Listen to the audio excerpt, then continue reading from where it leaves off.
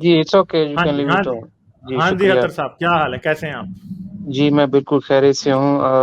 आप कैसे हैं? बस ठीक-ठाक, आप सुनाएँ? जी, मैं बिल्कुल खैरियत से हूँ। It's my first time here, तो मैं साउथ अफ्रीका से होता हूँ बेसिकली। अच्छा, हाँ तो जी। आज फर्स्ट टाइम मुझे ये अपॉर्च्युनिटी मिली। पहले तो मैं आपको कांग्रेचुलेशंस कहूँगा। अ, मुझे इत्तेफाक नहीं हुआ आपके सारे वीडियोज़ देखने का, लेकिन जब भी सुना, मुझे बड़ा अच्छा लगा। चलें, तो बहुत शुक्रिया। मेरे शायद इख्तलाफात हों आपकी सोच के साथ, और it's normal. Everybody has its own opinions and the way of thinking. लेकिन आज मैं सिर्फ़ आपको कांग्रेचुलेशंस कहने के लिए आपकी टीम को, और शायद एक सवाल लेके मैं हाज़िर हुआ था कि इंसानियत के लिए आप जो भी कर रहे हैं, अगर उसमें हमारी लॉयल्टी एंड ट्रू बेसिस अगर हम उसमें शामिल कर लें, तो उसके रिज़ल्ट्स सदियों में आने की बजाय हम अपनी ज़िंदगी में देख सकते हैं। यानी कि अगर आप जो कोशिश अब कर रहे हैं, वो आज से 20 साल में या आपकी अगली नस्ल में आप इसके रिज़ल्ट्स अपनी ज़िंदगी में ही देख पाएँगे। तो जो मैं कहना चाह रहा हूँ मुझे, कि whatever you doing, it's fantastic. And if there will be a possibility the people like you come and join your mission, I would say, if there will be profit in such kind of community, you would be their profit. अच्छा जी, ये बात तो यहाँ पे खत्म हो गई। अब क्वेश्चन ये है कि अगर कोई शख्स खुदा की तलाश में निकले और वो खुदा को ढूंढता ढूंढता किसी ऐसे कंक्लूजन पे पहुंचे कि उसे एविडेंस तो सारे मिल जाएं, लेकिन उन एविडेंस से वो रिजल्ट गलत निकाल ले, तो उसका जिम्मेदार वो खुद होगा या उसका जिम्मेदार खुदा होगा? आई मुकम्मल मीन, तौ मुकम्मल तौर if पे खुदा somebody is if somebody is spiritually blind, like we have 5 or 6 external senses to see things, to listen, to smell, to observe all that. इसी तरह अगर हमारी स्पिरिचुअल सेंसेस भी एक्टिवेट हो जाएं somehow, if science discover a way to activate them, तो हम N मुमकिन है कि हम खुदा को देख पाएं। हम जो इंटरनल एग्जिस्टेंस है, जिसे रूहानी दुनिया कहा जाता है, we might be able to see them, we might able to get any uh, more solid evidence than the external life. तो ये मेरा सवाल था, अगर आप इस पे कोई ठीक। बात कहना इसका चाहें या कोई बड़ा मैं थोड़ा सा गालिब, मुझे 2 मिनट दें। मैं इस पे ये अर्ज करूंगा कि साइंस, आपको साइंटिफिक मेथड का पता है? यू डू नो दैट कि अगर मैं एक एक्सपेरिमेंट करूं, गालिब एक्सपेरिमेंट करे, डॉक्टर एमएचएस करें, हाजी साहब करें और आप करें, given the same condition, we will always end up having the same result, right? That would be scientific evidence कि हाँ यार, ये एक्सपेरिमेंट मैंने किया, उसने किया, उसने किया, उसने किया, हम सारों ने किया, सारी एक तरह की कंडीशंस थी, सबके पैरामीटर्स वही थे जो मेरे थे, and the end result will have to be the same. अगर एंड रिजल्ट सेम नहीं आएगा तो इसका मतलब है कि हम हमारा जो सच है वो सच नहीं है, वो गलत है, वो झूठ है। अब आप जिसको रूहानी दुनिया कह रहे हैं, वो तो उसका कोई सबूत नहीं है। अगर कोई इस तरह की चीज है भी, तो अगर जब तक वो सब लोगों में उसी तरह के रिजल्ट, उसी तरह का एविडेंस वो नहीं लेके आएगी, we will not be able to believe it. Scientific method समझने की आपको जरूरत है। आप उसको रूहानियत जैसी जो सूडो साइंस है ना, उससे मिक्स कर रहे हैं, दैट इज योर प्रॉब्लम। इसमें मैं और भी मैं एक चीज आपको एक ऐड कर और दूं। बात बताता हूँ। नहीं, गालिब भाई बात कर लें। हाँ, गालिब भाई प्लीज। हाँ, कर लें, चलें आप बात करें, फिर चले, मैं एंड पे कंक्लूड करूंगा। बस वो मैंने अपना उसमें इनपुट देना था as a student of biology and student of medicine and as a physician. ये जिसको भी आप रूहानी दुनिया या ये स्पिरिचुअलिटी और ये चीजें कहते हैं ना, वो at the heart of it, इस सब की बेसिस के ऊपर आपके दिमाग की जो है ना वो फैकल्टीज, उनका एग्जैक्टली। ब्लंट होना, इनका फॉग होना शामिल होता है। साइकेडेलिक्स जैसी मेडिसिन इन्वॉल्व होती हैं, जैसे कुछ खास मशरूम होते हैं जो आप उनको खाते हैं तो उससे लोगों को स्पिरिचुअल एक्सपीरियंस होते थे। आज हमें पता चल गया है कि उनमें ऐसे केमिकल होते हैं जो आपकी दिमाग की परसेप्शन को आल्टर कर देते हैं। ये वही दवाइयाँ हैं जो मैं या कोई दूसरा डॉक्टर ऑपरेशन थिएटर के अंदर मरीज को देते हैं उनको बेहोश करने के लिए, जिसके नतीजे में उनको आउट ऑफ बॉडी एक्सपीरियंस होते हैं, जिसके नतीजे में उनको बातें सुनने को मिलती हैं, वो अपने मरे हुए रिश्तेदारों से मिलके वापस आ जाते हैं। लेकिन ये सब कुछ दिमाग के अंदर हो रहा होता है। आज से 50 साल पहले हमें इसका नहीं पता था, आज हमें इसका पता है कि कैसे आप उड़ सकते हैं, टेलीपैथी कर सकते हैं, आउट ऑफ बॉडी एक्सपीरियंस कर सकते हैं। और जैसा कि आसिम भाई ने बताया कि ये एक सूडो साइंस है, क्योंकि इसकी कोई एक्सटर्नल वैलिडिटी नहीं है।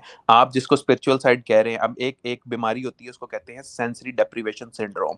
उसमें क्या होता है कि जब अगर हमारी आंखों से और कानों से हर तरह का इनपुट ले लिया जाए ना, तो और बड़ी मजे की बात बताता हूँ कि हमारा जो दिमाग है ना वो खुद इनपुट जनरेट करना शुरू कर देता है, क्योंकि we are so used to that.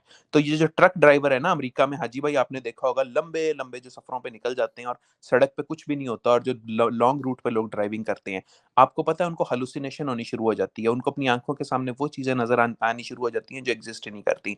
जो लोग गारों में जाके मेडिटेशन करते हैं ना, क्योंकि वहां पर अंधेरा होता है, वहां पर कोई आवाज नहीं होती, वहां पर कोई साउंड नहीं होती, वहां पर कोई लाइट फोटोन नहीं आते, उन लोगों को भी चीजें नजर आनी शुरू हो जाती हैं। अब मुझे आपको बताने की जरूरत नहीं है मैं किस वाकये की तरफ इशारा कर रहा हूँ, ठीक है, कि वो जिब्रील, अगर आप भी जाके गारे हिरा में बैठ जाएंगे ना 2 महीने के लिए, आपको भी जिब्रील नजर आ जाएगा। आपके नजदीक वो स्पिरिचुअल चीज होगी, लेकिन साइंस ने आज उसको एक्सप्लेन कर दिया है कि it's a dam syndrome, it's a condition of the brain.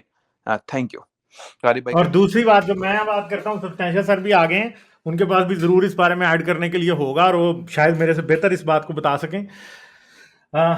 हम अक्सर कॉर्पस कोलास्मी की बात करते हैं, जो एपिलेप्टिक पेशेंट्स होते हैं या कई दिमाग के डिफरेंट डिसऑर्डर्स के अंदर ये होता है कि दिमाग के 2 हेमिस्फेयर होते हैं, एक राइट एक लेफ्ट। अगर आप एक दिमाग की पिक्चर भी देखें इंसानी दिमाग की, तो एक तरफ आपको पूरा एक गोल सा लेफ्ट साइड नजर आती है, दरमियान में दूसरी तरफ राइट साइड नजर आती है, दरमियान में आपको क्लियर डिवाइड नजर आती है।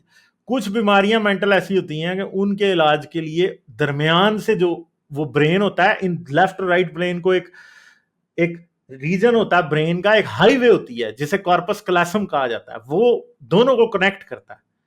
अगर और कुछ केसेस में एपिलेप्सी के अंदर जो मिर्गी के दौरे लोगों को पड़ते हैं, उसके अंदर इसको काटा जाता है, और जब इसे काटा जाता है तो एक इंसान के अंदर असल में 2 दिमाग बन जाते हैं, क्योंकि बेसिकली अब लेफ्ट ब्रेन और राइट ब्रेन एक दूसरे से ऑलमोस्ट कम्युनिकेट नहीं कर रहे होते। अब मसला यह है कि ऐसे पेशेंट्स की एक आंख को लेफ्ट कंट्रोल कर रहा होता है, एक को राइट, बोलने को लेफ्ट कंट्रोल कर रहा है तो सुनने को राइट कर रहा है। तो जब एक साइड के दिमाग से यह पूछा जाता है कि तुम खुदा को मानते हो, ऐसे पेशेंट्स देखे गए हैं, एक साइड से पूछा जाता है तुम खुदा को मानते हो, तो वो आपको कहता है यस मैं मानता हूं खुदा को। दूसरी साइड से पूछा जाता है कि तुम खुदा को मानते हो, तो कहता है मैं नहीं मानता खुदा को। अब मसला यह है कि बंदा एक था, दिमाग एक था, कटा है तो आधा खुदा को मानता है, आधा खुदा को नहीं मानता। जिससे हमें यह पता लगा कि आधा दिमाग जो है ना उसके पास ये वो इस तरफ इंक्लाइंड है कि खुदा को माने, या आधे दिमाग में एक सिंपल सा मैकेनिज्म है एक जो कि खुदा को मान रहा है, दूसरा जो है नहीं मान रहा। अब बताएं, अब एक ही शख्स आधा मान रहा है आधा नहीं मान रहा, तो जिस चीज को आप स्पिरिचुअलिटी कहते हैं, बिलीफ इन गॉड कहते हैं, बेसिकली वो भी दिमाग का जो आर्किटेक्चर है ना उसकी बेस के ऊपर सामने आता है। न्यूरो साइंस ही एंड पे, न्यूरोलॉजी ही एंड पे डिसाइड करती है कि आप और मैं डिफरेंट कैसे सोचते हैं। अगर हम 6 बंदे हैं इधर, हम सब के मरने के बाद हम सब के दिमागों को स्टडी किया जाए तो अच्छे तरीके से पता लग जाएगा कि सबके दिमागों में डिफरेंस क्या क्या। अगर न्यूरोलॉजिकल स्कैन्स किए जाएं, हमारे एमआरआईज किए जाएं, सीटी स्कैन्स किए जाएं, तो तब भी एक एक्सपर्ट न्यूरोलॉजिस्ट हमें ये बता सकेगा कि कौन सा इंसान कैसे सोचता है। कुछ केसेस में एक्सपर्ट न्यूरोलॉजिस्ट आपको ये भी बता सकता है कि दिमाग के फलां हिस्से में डैमेज है, ये इंसान ज्यादा एग्रेसिव होगा, दिमाग के फलाने हिस्से में डैमेज है, ये इमोशंस इसके नहीं होंगे, फलां हिस्से में डैमेज है, लेसरेशन फलां जगह पे हुई है, ये बहुत ज्यादा इमोशनल होगा, फलां हिस्से में डैमेज है, ये रिलीजियस नहीं होगा। ठीक है, तो ये चीजें हैं, ये सब कुछ बायोलॉजी डिसाइड करती है, न्यूरोलॉजी डिसाइड करती है। और अगर कोई ये समझे कि न्यूरो जो स्पिरिचुअलिटी है वो कोई एक्सटर्नल चीज है, रूहानियत कहीं बाहर से आती है, तो नहीं आती कहीं से भी बाहर। खुदा को मानना और खुदा को ना मानना एक ही दिमाग के दोनों के फंक्शन है, जिससे हमें पता लगता है कि दिमाग के कुछ हिस्से ऐसे हैं that are inclined to not believe in God, दूसरे ऐसे हैं that are incline to believe in God. कुछ अगर वो हिस्से ज्यादा स्ट्रांग हो जाएं जो that are not incline to believe in God, जो ज्यादा रैशनल है, तो इंसान खुदा को रिजेक्ट कर देता है। मगर अगर वो हिस्से स्ट्रांग हो जाएं किसी कमजोरी की वजह से, या वो वीक हो जाए ज्यादा, तो क्या होगा, इंसान खुदा को मानने लग जाएगा। ठीक है, तो ये चीजें अब स्पिरिचुअलिटी की कोई जगह न्यूरोसाइंस के बाद असल में रही नहीं है। साइकेडेलिक्स लोग लेते हैं, उससे लोगों को स्पिरिचुअल एक्सपीरियंस होते हैं। हमें पता है कि साइकेडेलिक्स जो है दिमाग की केमिस्ट्री को डिस्टर्ब करते हैं। ड्रग्स बहुत से ऐसे हैं जो कि केमिस्ट्री को दिमाग की ऑब्जर्व करते हैं। ऐसी भी दवाइयां कि किसी बंदे को दे दी जाए और उसे कमरे में बिठा दिया जाए, वो हेलुसिनेट कर लेगा। ठीक है, ऐसी भी दवाइयां के लोग खाते हैं, उनको ख्वाब आने बंद हो जाते हैं।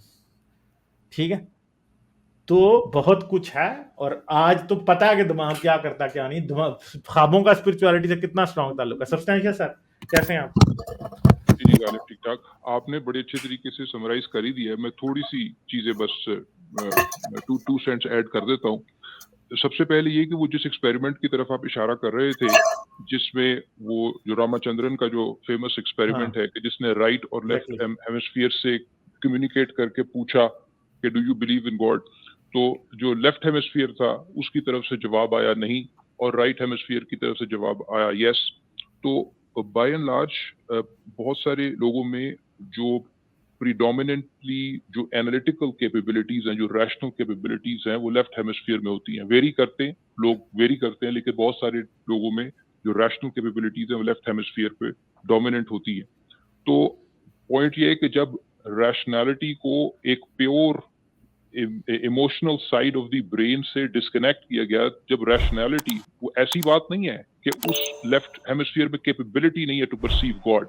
एक्चुअली उसके अंदर जो इम्प्योरिटी थी ना ऑफ द इमोशनल कंटेंट, जब उससे उसको अलहदा किया गया और उसे प्योर रैशनैलिटी की तरफ लेकर आया, तो उसने कहा नहीं। तो दैट इज एक्चुअली अ की outcome of that experiment, number 1। Number 2 ये कि हम वो भी कई दफा इस तरह की केस स्टडीज शेयर कर चुके हैं जहां बहुत सारे लोगों को एपिलेप्सी के पेशेंट्स को ये गुमान गुजरने लगता है कि वो इस दुनिया की निजात के लिए खास तौर पे कहीं भेजे गए हैं और उनको डिफरेंट किस्म के स्पिरिचुअल एक्सपीरियंसेस होने लगते हैं। कुछ लोग नबूवत का दावा भी कर देते हैं उसमें। आज की तारीख में भी आप किसी भी साइकाइट्रिस्ट से अगर मिलेंगे तो वो आपको ये बताएगा कि जी आज की तारीख में भी on a daily basis, if not on daily basis, on a regular basis they come across many profits. वो तो हमारे सामने कभी कभार कोई केस मशहूर होके आ जाता है आम इंसानों के सामने, मगर साइकाइट्रिस्ट के सामने आज की तारीख में भी प्रॉफिट्स आते रहते हैं और जाते रहते हैं। और वो पूरे तरीके से ये क्लेम करते हैं कि हाँ, हम एक स्पिरिचुअल वर्ल्ड के अंदर हैं और हमें मैसेजेस रिसीव हो रहे हैं, हम इस दुनिया की निजात के लिए भेजे गए हैं, उन्हें बड़ा स्पिरिचुअल एक्सपीरियंस हो रहा है। लोगों का ये कहना कि अच्छा क्या कोई एक स्पिरिचुअल आंख है, जो एक स्पिरिचुअल कैपेबिलिटी है, वो विंडो जो कि अभी तक खुली नहीं है, इसकी वजह से बहुत सारे लोग उस स्पिरिचुअल एक्सपीरियंस को महसूस नहीं कर पा रहे। तो वो जो कि स्पिरिचुअल एक्सपीरियंस को महसूस कर पा रहे हैं, कितनी अजीब बात है और सोचने की पे मजबूर करती है कि जब उसको ओलांजापिन दी जाती है और भी कुछ ड्रग्स दी जाती हैं तो अचानक वो स्पिरिचुअल एक्सपीरियंस गायब हो जाता है। ये आपको यही बताता है कि स्पिरिचुअल एक्सपीरियंस की भी दरअसल एक फिजिकल बेसिस है और वो फिजिकल बेसिस बेसिकली एक एबनॉर्मेलिटी है, रियलिटी से फरार है। जब उसको उसका केमिकल बैलेंस को दोबारा से रिस्टोर किया जाता है, फॉर इंस्टेंस ओलांजापिन या कोई और दवाई देकर, तो वो रिस्टोर होता है और उसका वो स्पिरिचुअल एक्सपीरियंस गायब हो जाता है। इन प्रिंसिपल अगर कोई स्पिरिचुअल वर्ल्ड और डोमेन एग्जिस्ट करता है in end of itself independently beyond this physical world, तो फिजिकल वर्ल्ड के अंदर chemical interference say that world should not disappear. The fact that world can be made to disappear by a physical interference through chemical interference, इसका मतलब है कि उसका असल में भी कोई वजूद नहीं था। तो इन बातों पर गौर कीजिए। तो साइंस ने काफी स्पिरिचुअल एक्सपीरियंस के बारे में काफी रिसेंट टाइम में रोशनी डाली है और भी इन बातों पर रिसर्चेज आती रहती हैं। तो फिर करते हैं बात। चलें ठीक है, फिर सही है, हम चलते हैं आगे। ठीक है, बहुत शुक्रिया, thank you thank you, bye. Like, share और सब्सक्राइब करना मत भूलें। इसके साथ साथ आप मेरे चैनल को पेट्रियन पर सपोर्ट कर सकते हैं। पेट्रियन का लिंक वीडियो की डिस्क्रिप्शन में है।